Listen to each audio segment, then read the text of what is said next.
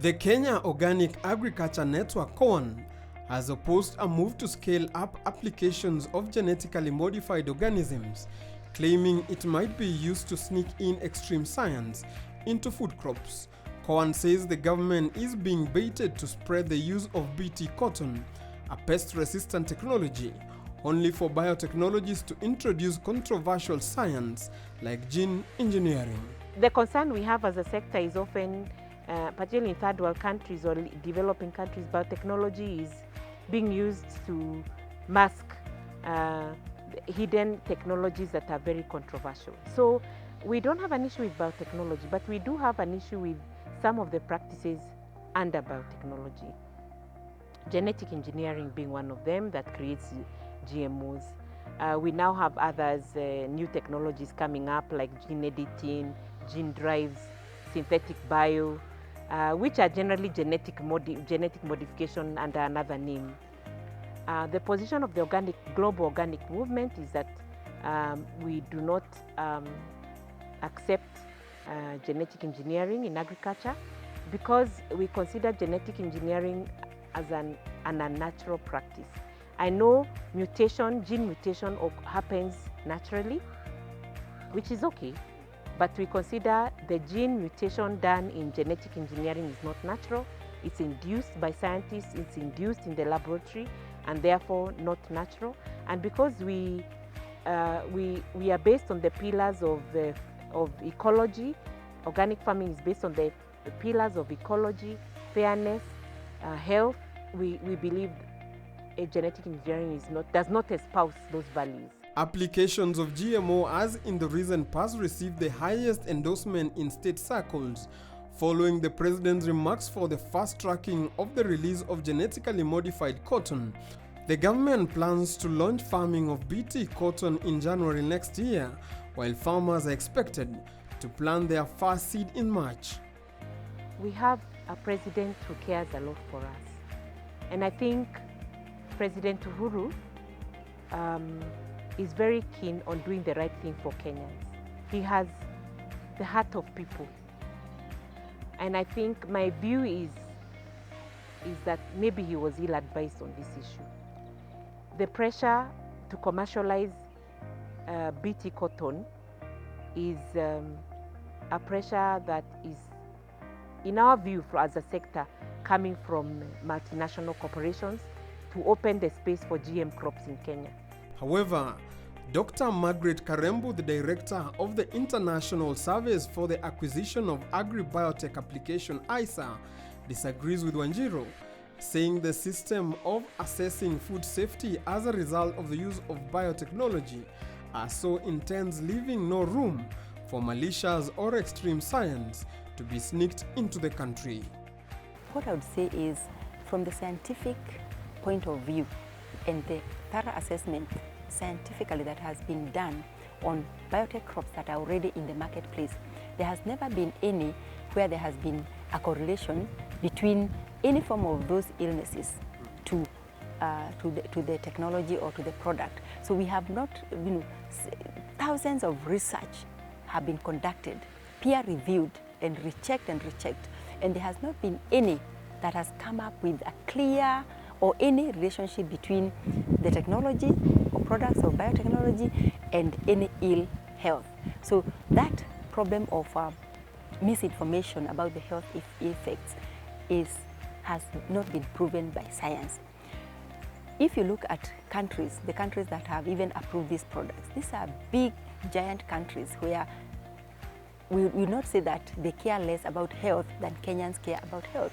Look at countries like even in the EU that import 32 metric tons of soybean from countries like Brazil, like in the South Americas, that are now at 95% adoption of biotech crops, biotech soya. These are countries that have a higher health index than ourselves. In fact, in the countries that have adopted biotechnology, we have continuously seen that they have a higher health index than countries that are struggling with chemicals and pesticides, applying chemicals or using rudimentary methods that continue polluting our water bodies, polluting our air, polluting our environment and in fact in the food chain.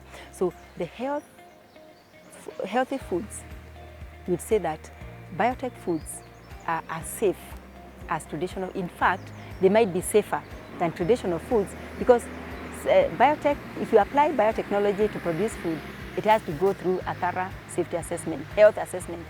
The traditional foods, we assume they are healthy because we've eaten them, but we don't know whether they could be the ones that are actually contributing to some of this ill health that our people are having.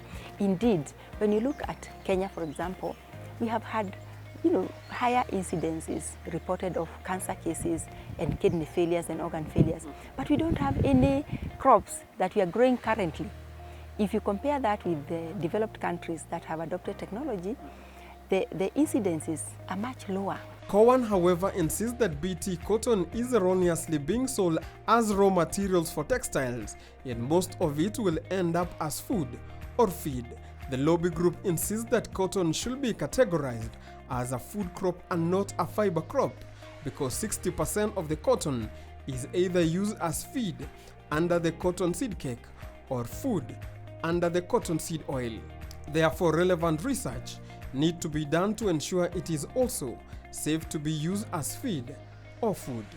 People think cotton is a fiber crop. If you ask Dr. Wakuru, who is the lead BT cotton researcher, Dr. Waturu, he'll tell you 60% of cotton is food or feed because of the cotton seed oil and the cotton seed cake. So cotton should be looked into as a food crop, not a fiber, because most of it will either be feed or food. So have the relevant research been done for food safety, feed safety before we put it in the market? As far as I know, no, because when we hear people from Ministry of Public Health, they say they have not done any evaluation for its safety as a food or feed. So I feel we are jumping the cart. We are putting the cart before the horse. We are not ready for this technology, and we don't need it. ISA, on the other hand, disagreed with this assertion and insists that from all the scientific research, peer reviews and the many checks done on the biotech crops, there has not been any correlation between products of biotechnology and any ill health. For ISA, one of the things that we have been doing is conducting what we call seeing is believing study tours. We've realized that when people see, then it is easier than when it is explained. But of course, you need to go beyond seeing to doing, because it is when you do that you know. So when the politicians and the policymakers get out to countries that are developing products that have already been able to get the products in the hands of the farmers, for example, India, which is is actually number one in biotech cotton growing in the world, then the politicians are able to really connect what contribution the technology can have to their own voters, the constituents, and to the economy.